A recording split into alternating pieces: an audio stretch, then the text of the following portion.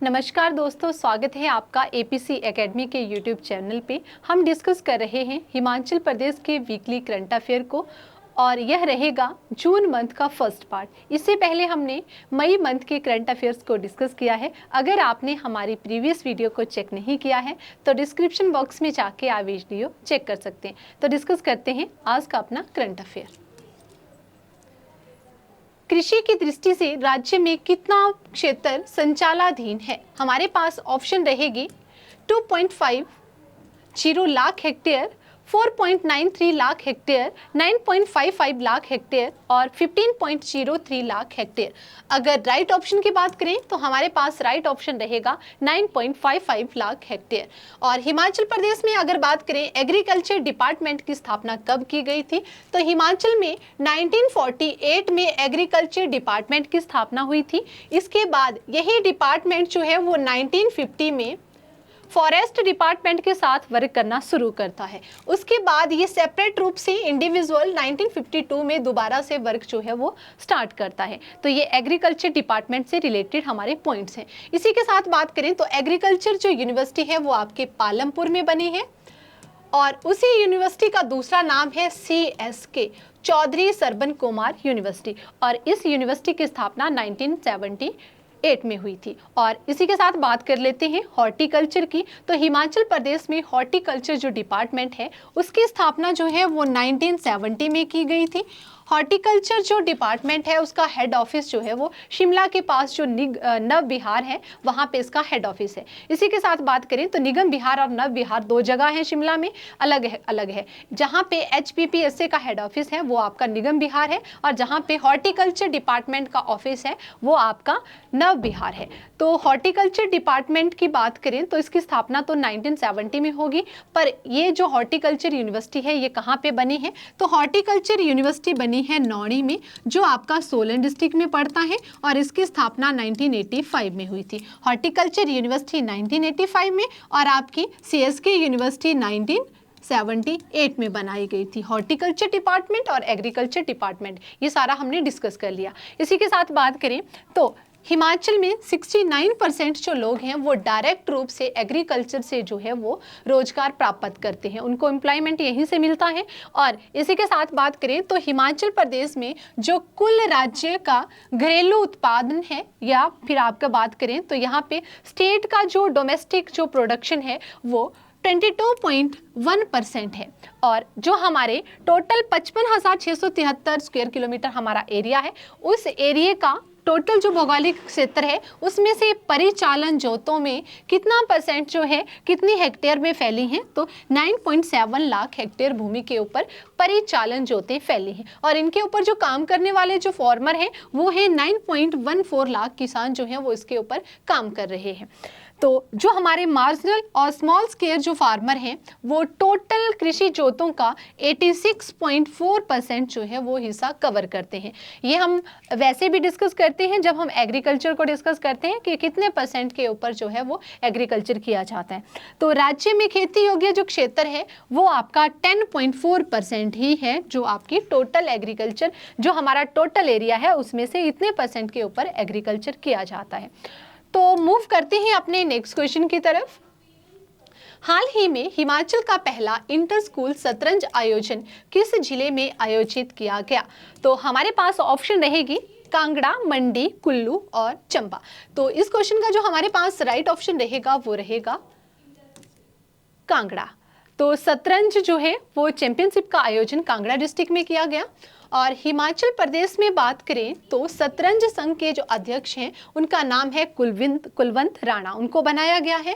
और DY Patil international school Kangra में under जो 14 और अंडर 19 जो श्रेणी के लड़के और लड़कियां हैं उनकी इंटर स्कूल शतरंज चैंपियनशिप का आयोजन करवाया गया। कांगड़ा शतरंज क्लब द्वारा इसमें जो प्रतिभागी हैं वो कांगड़ा डिस्ट्रिक्ट के विभिन्न स्कूलों के हैं। 144 युवा जो हैं वो उन्होंने इसमें भाग लिया है। अंडर 14 की बात करें तो इसमें टोटल जो है, अगर टोटल मिला के बात करें 65 लड़के हैं और 35 लड़कियां हैं अंडर 14 में जिन्होंने पार्टिसिपेशन किया है। और अंडर 19 में बात करें तो 31 लड़के हैं और 13 इसमें लड़कियां पार्टिसिपेट कर रही हैं। तो मूव करते हैं नेक्स्ट क्वेश्चन की तरफ। हाल ही में शिक्षा के अंतर्गत पवन चौहान की पुस्तक हिमाचल का बाल साहित्य प्रदेश के लगभग कितने मिडिल स्कूलों के पुस्तकालयों में पहुंच रही है। ये जो बुक है ये कितने स्कूलों में पहुंच चुकी है? तो हमारे पास ऑप्शन रहेगा 1800, 1900, 2000 और इनमें से कोई नहीं। तो राइट ऑप्शन की बात करें तो हमारे पास राइट ऑप्शन रहेगा यहाँ पे 1900 स्कूलों में जो है वो इस पुस्तक को पहुंचाया जा चुका है। और ये पुस्तक जो है वो हिमाचल के बाल साहित्य पर लिखी गई फर्स्ट बुक मानी जाती है जो आपका बाल साहित्य के ऊपर लिखी गई है। और इसी अगर बात करें पवन चौहान की तो ये बिलोंग करते हैं मंडी डिस्ट्रिक्ट के सुंदरनगर के उपमंडल महादेव गांव के निवासी हैं और ये युवा साहित्यकार माने जाते हैं और इन्होंने इस उपलब्धि को प्राप्त किया है। तो मूव करते हैं नेक्स्ट क्वेश्चन पे। हाल ही में विश्व के सबसे ऊंचे मतदान केंद्र ताशीगंग में स्थानीय लोगों ने पारंपरिक ड्रेस में मतदान करने के लिए पहुंचे। ताशीगंग किस जिले में स्थित है? हमारी ऑप्शन रहेगी लाहौल स्पीति, किन्नौर, चंपा और इनमें से कोई नहीं। अगर बात करें राइट ऑप्शन की तो हमारे पास राइट ऑप्शन रहेगा लाहौल स्पीति। ताशीगंग जो है वो लाहौल स्पीति डिस्ट्रिक्ट में पड़ता है। इससे पहले हमारी जो प्रीवियस वाली वीडियो थी उसमें भी हमने ताशीगंग को डिस्कस किया था। ये विश्व का सबसे ऊंचा मतदान केंद्र है जहाँ पे मतदान किया जाता है। तो अभी वाले करंट अफेयर से पिछली वाली वीडियो में भी हमने इसको डिस्कस किया था। तो यहाँ के जो लोग हैं उन्होंने अपनी ट्रेडिशनल ड्रेस को पहनकर जो है वो मतदान किया है।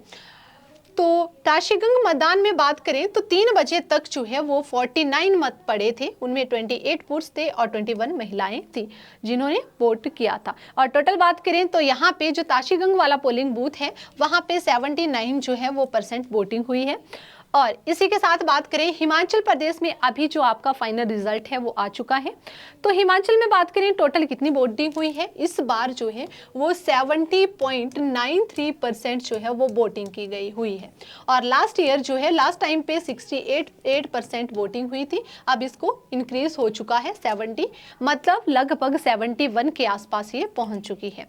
तो मूव करते हैं नेक्स्ट क्वेश्चन की तरफ। मेजर राधिका सिंह का संबंध हिमाचल के किस जिले से है? हमारे पास ऑप्शन रहेगी कांगड़ा, मंडी, कुल्लू और शिमला। तो राइट ऑप्शन है हमारे पास यहाँ पे इस क्वेश्चन का वो रहेगा मंडी। जो मेजर राधिका है उसका बिलोंग करती है मंडी डिस्ट्रिक्ट से।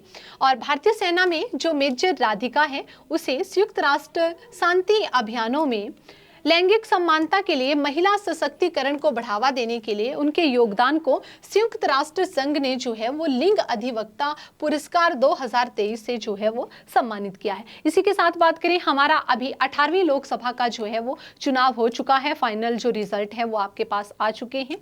तो बात करें तो हमारी जो विधानसभा है उसके लिए भी यहाँ पे उपचुनाव करवाया गया हिमाचल में। जो आपके 6 नेता थे जिन्होंने अपनी पार्टी को छोड़कर अपोजिशन में वोट डाला था, उन 6 सीटों के लिए जो है वो यहाँ पे दोबारा से उपचुनाव करवाया गया। उनमें से जो है वो बीजेपी वालों ने 2 जीती हैं और जो 4 सीटें हैं वो कांग्रेस वालों ने जीती हैं। और इसी के साथ बात करें तो जो आपके लोकसभा की सीटों के ऊपर चुनाव हुए हिमाचल में चारों की चारों जो है वो बीजेपी के खाते में गई हैं। तो जो आपकी लोकसभा के लिए 4 सीटों पे चुनाव हुआ वहां पे भी महिला प्रत्याशी जीती है 1 सीट पे। और अगर बात करें विधानसभा की 6 सीटों के लिए जो इलेक्शन हुआ वहां पे भी एक महिला जो है वो प्रत्याशी लाहौल स्पीति से कांग्रेस की उम्मीदवार थी जिसने वहां से चुनाव जीता था। और बात करें अभी तक जो हमारी विधानसभा चली थी उसमें जो है सिर्फ एक ही महिला MLA थी। अभी करंट में बात करें तो 2 पहुंच गई हैं। एक आपकी कांगड़ा, ये एक आपकी पछाद की है और दूसरी आपकी लाहौल स्पीति की है। सिरमौर का पछाद वाली कंस्टिट्यूएंसी से जिसने चुनाव जीता है वो वाली महिला जिसका नाम है रीना कश्यप और दूसरी अनुराधा जो आपके लाहौल स्पीति से चुनाव जीती है। तो 2 महिलाएं इस बार जो है वो विधानसभा को रिप्रेजेंट करेगी। तो इसी के साथ बात करें तो राधिका हर क्षेत्र में जो है वो महिलाओं का पार्टिसिपेशन बढ़ चढ़ के आ रहा है, चाहे कोई भी फील्ड आप देख लो। तो मूव करते हैं नेक्स्ट क्वेश्चन की तरफ। हाल ही में किसने वरिष्ठ पत्रकार अश्विनी वर्मा की 2 पुस्तक भगवान श्री परशुराम और श्री रेणुका का विमोचन किया है? तो हमारे पास ऑप्शन रहेगी शिव प्रताप शुक्ला, करंट में हमारे गवर्नर हैं। अनुराग ठाकुर अभी करंट में हमारे MP चुने गए हैं। सुखविंदर सिंह सुक्खू करंट वाले जो हमारे हिमाचल में CM हैं और इनमें से कोई नहीं। तो अगर राइट ऑप्शन की बात करें तो इस क्वेश्चन में का राइट ऑप्शन रहेगा शिव प्रताप शुक्ला जो हमारे गवर्नर हैं। उनके द्वारा दोनों पुस्तकों का विमोचन उनके द्वारा किया गया है। तो भगवान श्री परशुराम की पुस्तक में लेखक ने रामायण, महाभारत और विभिन्न पुराणों के द्वारा प्रस्तुत किए गए भगवान परशुराम के विभिन्न रूपों का वर्णन किया है। इस पुस्तक में परशुराम की ही कैरेक्टर के बारे में डिस्कस किया है और परशुराम का रेणुका के साथ क्या रिलेशन था ये बताया गया है। तो बात करें रेणुका, तो परशुराम की माता लगती थी रेणुका।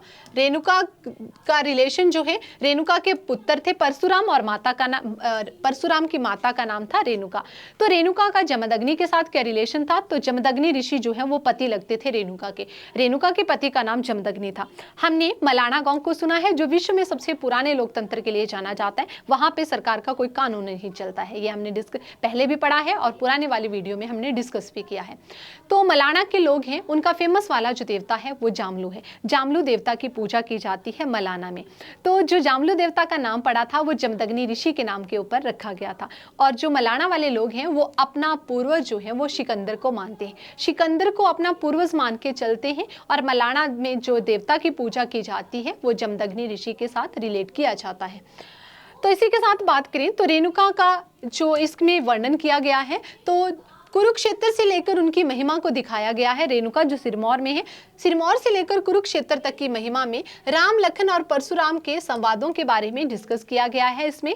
और दूसरी पुस्तक जो यमुना पुस्तक है, उसमें जो यमुना है उसको सिर्फ रिवर ही नहीं, साथ में उसको माता के रूप में भी प्रस्तुत किया गया है, जो आपकी यमुना पुस्तक है। तो इन पुस्तकों का विमोचन जो है वो शिव प्रताप शुक्ला के द्वारा किया गया है। तो मूव करते हैं नेक्स्ट क्वेश्चन की तरफ।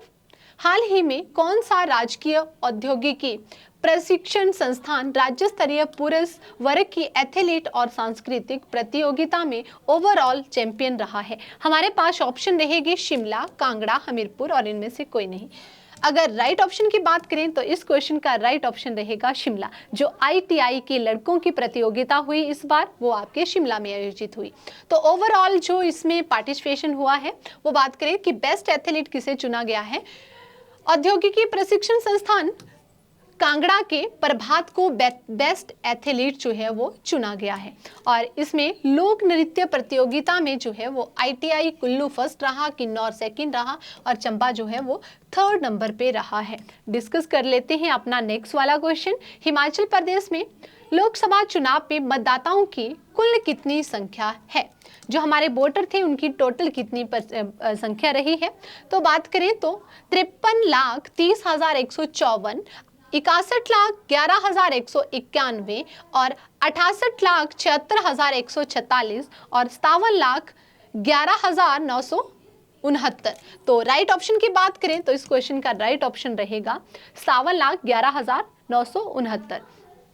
अगर बात करें पर्सन विद डिसेबिलिटी वाले जो हैं वो कितने वोटर थे यहाँ पे, तो 57,775 वोटर थे। अगर मेल की बात करें तो 28,48,326 थे और फीमेल की बात करें तो 27,97,128 ही। और 18 से 19 साल के जो फर्स्ट वोटर थे जिन्होंने पहली बार अपना वोट किया है, उनकी परसेंटेज की बात करें या उनके मतों की बात करें को टोटल कितने वोटर थे, तो 1,71,675 लोग थे उसमें। तो मूव करते हैं नेक्स्ट क्वेश्चन की तरफ। SJVN के नए निदेशक किसे बनाया गया है? डायरेक्टर पूछा जा रहा है यहाँ पे। SJVN का सतलुज जल विद्युत निगम का डायरेक्टर किसको चुना गया है? तो हमारे पास ऑप्शन रहेगी अजय कुमार, राजीव कुमार, परवेश कुमार और इनमें से कोई नहीं। तो राइट ऑप्शन देखें अगर, तो इसका राइट ऑप्शन हमारे पास रहेगा अजय कुमार। अजय कुमार को अभी नया निदेशक चुना गया है। अगर बात करें SJVN की स्थापना कब हुई थी, तो SJVN को स्थापित किया गया था 24 मई 1988 को और भारत सरकार के द्वारा इसकी स्थापना की गई थी। और SJVN जो है उसने 1988 में नाथपा झाकड़ी पावर प्रोजेक्ट जो आपके किन्नौर डिस्ट्रिक्ट में है उसके रूप में इसे शामिल किया गया था सबसे पहले SJVN को। और अभी 24 मई 2024 को जो अभी इन्होंने अपना स्थापना दिवस सेलिब्रेट किया वो रहेगा 37वां स्थापना दिवस। 37 नंबर का स्थापना दिवस जो है वो SJVN ने सेलिब्रेट किया है। SJVN जो है वो ज्ञान ज्योति ई-लर्निंग प्लेटफॉर्म के लिए प्रशिक्षण ई-मॉड्यूल विकास पर जो है वो सर्वश्रेष्ठ सिक्रिपिट के विजेताओं को जो है वो पुरस्कार प्रदान करेगा। तो मूव करते हैं नेक्स्ट क्वेश्चन की तरफ। हाल ही में कितने करोड़ रुपए की परियोजना के अंतर्गत फेज 2 में राजधानी दिल्ली के पास 1100 मीटर लंबे पुल का निर्माण कार्य शुरू हो गया है? तो यहाँ पे पैसा पूछा जा रहा है, तो 1100 करोड़ रुपए, 1500 करोड़ रुपए, 3970 करोड़ रुपए, इनमें से कोई नहीं।